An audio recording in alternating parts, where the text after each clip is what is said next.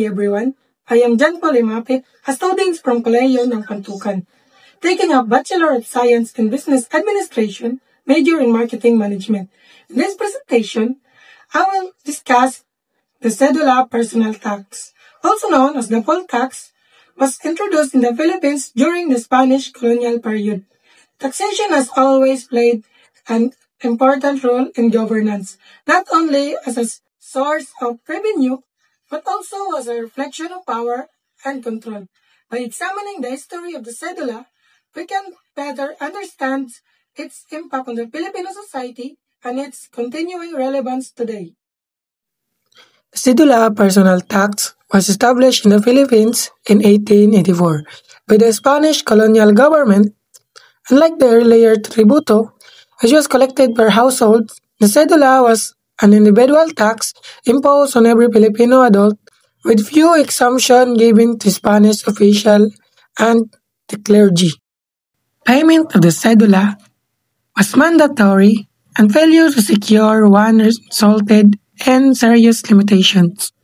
Without a cedula, Filipino could not travel, work legally, engage in contracts, or participate in official activities. Thus, the cedula became more than just a tax. It was a document of identity and proof of compliance with colonial authority. The cedula also became historically significant in the fight for independence on August 23, 1896. During the Cry of Pugadlawin, Filipino revolutionaries led by Andres Bonifacio tore their cedulas as a symbolic act of defiance against Spain. This moment highlighted how the cedula was viewed not only as a financial burden but also as a symbol of colonial oppression. Let us remember, 1884, cedula was introduced in the Philippines, while year 1896, Cry of Pugadlawin, Filipino revolutionaries tore their cedulas. Impact and analysis. The effects of the cedula on Filipinos were both financial and social. On the negative side, it imposed a heavy burden on the poor, who were forced to pay regardless of their capacity to earn. It restricted personal freedoms, as one's mobility and rights were tied to possession of the document. This reinforced inequality and deepened resentment towards the colonial regime. From the perspective of the Spanish government, however, the cedula served practical purposes. It provides funds for administration and public works, and it allowed the authorities to monitor and regulate the local population, yet these supposed benefits were overshadowed by the exploitative and coercive manner in which the tax was imposed.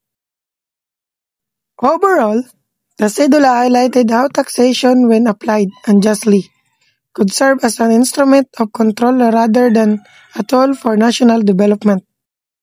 Today, the cedula still exists in the Philippines, now referred to as the Community Tax Certificate. It is often required for government transactions, business permits, and legal documents. However, its modern rule is no longer as oppressive as it was under Spanish rule. It was functioned more as a civic requirement and a source of revenue for local governments rather than a tool of colonial control. The similarities between past and present show that the cedula has remained a marker of identity and compliance with state authority. The difference, however, lies in its implementation. Unlike before, the modern cedula is affordable, more accessible, and intended to support local governance rather than exploit the population. The lesson we can learn from this history is clear. Taxation is essential to nation building, but it must always be applied fairly, transparently, and with the welfare of the people in mind.